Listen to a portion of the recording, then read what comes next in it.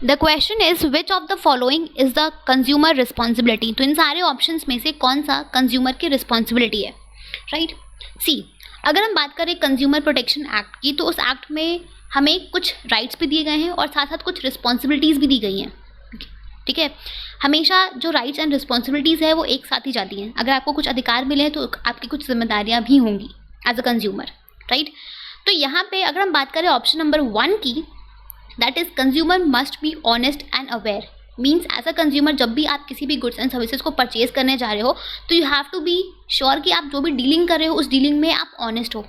आपको जो भी आप गुड्स परचेज कर रहे हो वो गुड्स लीगल गुड्स हो, कोई इलीगल गुड्स ना हो, राइट।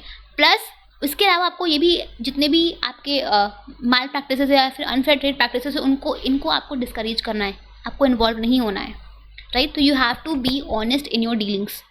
इसके अलावा जब भी आप किसी भी गुड्स एंड सर्विसेज को परचेज कर रहे हो तो you have to be aware about the various goods and services available in the market. जो भी मार्केट में अलग अलग varieties of goods and services available है, इनके बारे में आपको पूरी जानकारी होनी चाहिए ताकि आप एक इंटेलिजेंट और वाइज चॉइस कर सको, राइट।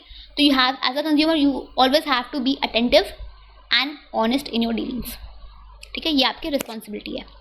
दूसरा है insist for a cash memo. जब भी आप किसी भी प्रोडक्ट को या सर्विसेज को परचेज करते हो तो you have to always ask for a cash memo, ठीक है। आपको हमेशा एक कैश मेमो डिमांड करना है सेलर से, ठीक है।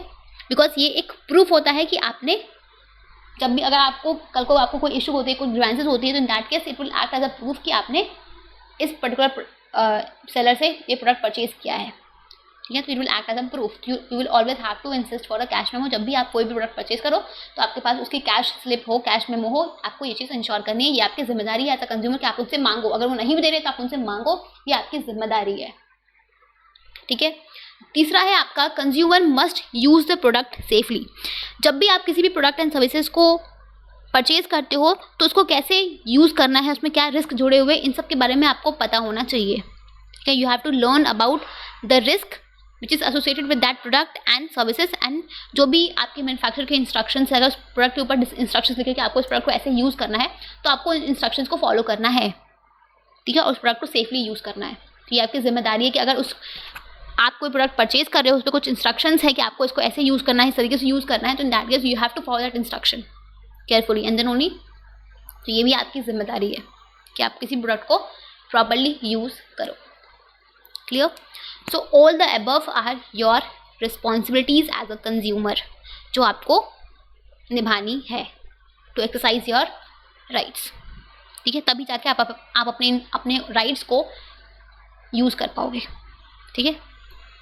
तो यहाँ पे all the above will be your correct answer.